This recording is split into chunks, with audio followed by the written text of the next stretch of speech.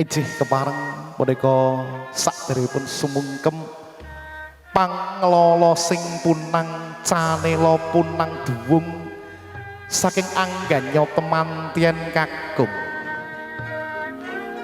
duwung dipun lolos sakalangkung arbiyin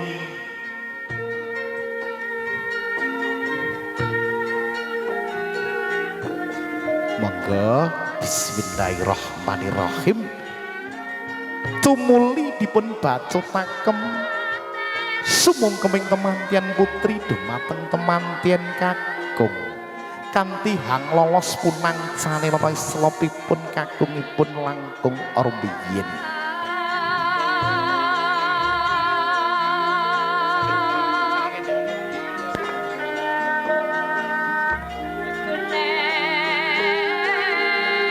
Dipun pratitisaken sumungkem maras pepadaning raka garwa ya guru nadi ya imam dalam rumah tangga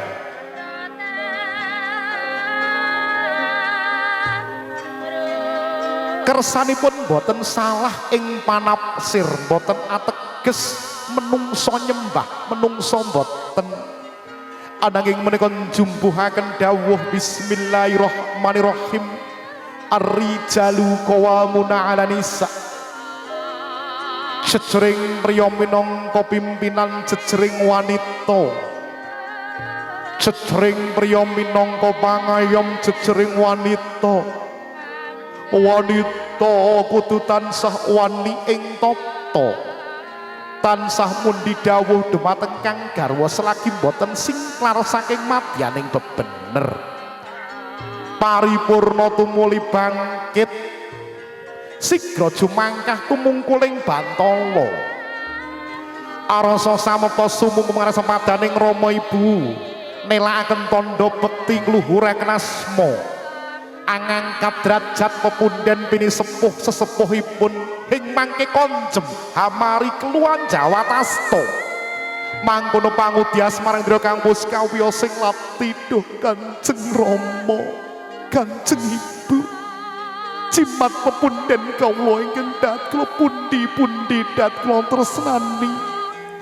ingkang putra putri kang marak sowan ingkang putra putri ngaturaken sembah bekti kang agung ngaturaken sewu kalepatan kang agung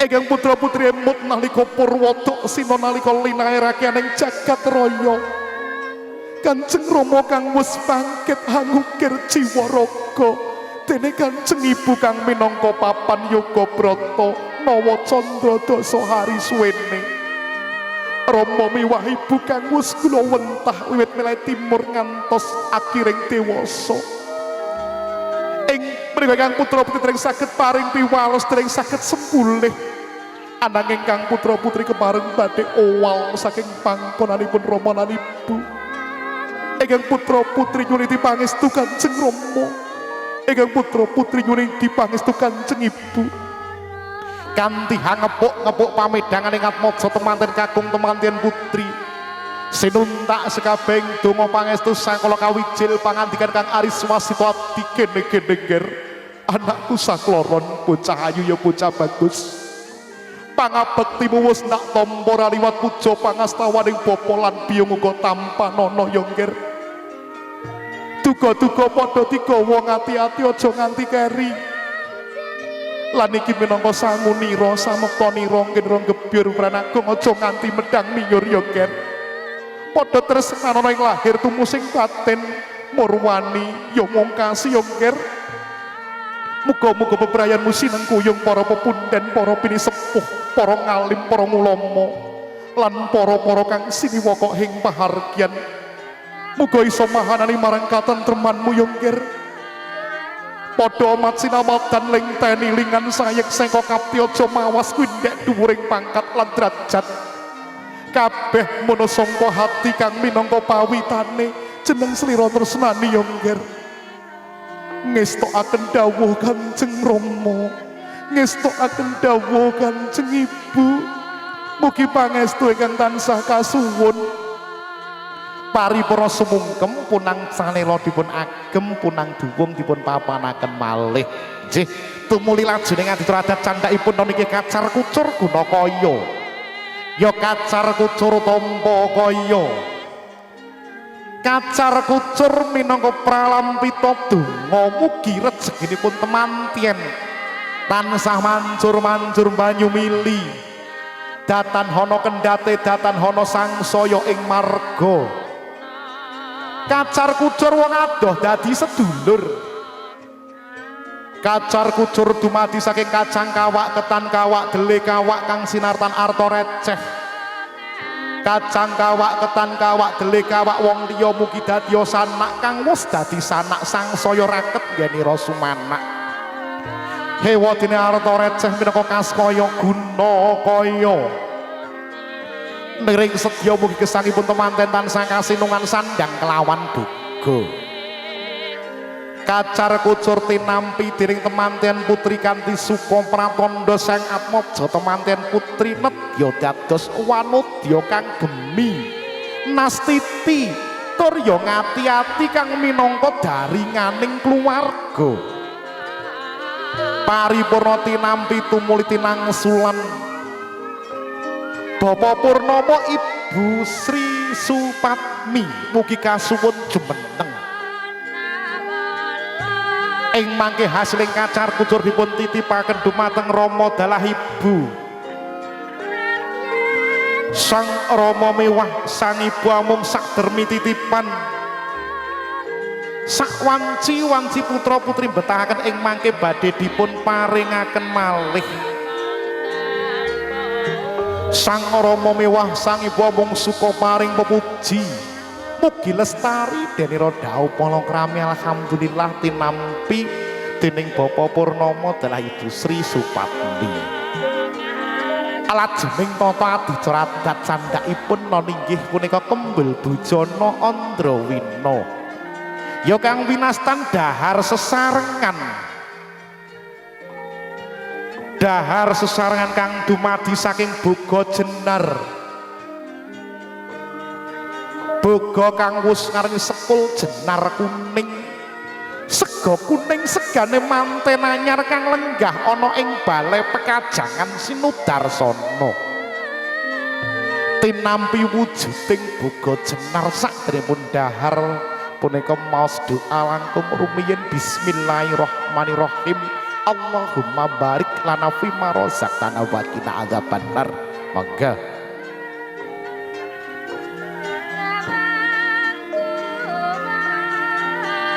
nggih punika sabar rumiyin nggih dipun pundhutaken sendok rumiyin nggih estunipun sampun dipun rancang langkung permati ananging punika nggih alhamdulillah punika manusia tidak luput dari salah dan lupa. Al insanu makhlukul khata' ala nisyan nggih punika dipun rantos langkung rumiyin nggih. Nah, saling pandang Mbak Manten, Mas Nganten. Nah, nggih. Senyum Mas Haji. Nah, ngoten lho. Nggih. Temanten Putri Handulang, temanten kakung. Ingkang ngemu suraos, ngemu pralampita, ngemu werdi sinandi. Kinarya tandha bektinipun dumateng kakungipun. Kinarya tandha prastiyanipun dumateng kang garwa kinasih dipun bacotaken temanten kakung Handulang temanten putri. Dagunya istri dipegang Mas Aji sambil senyum. Nah, kinarya tandha katresnanipun ing lahir tumusing batin pinungkas dulang dinulangan saling menyuapi.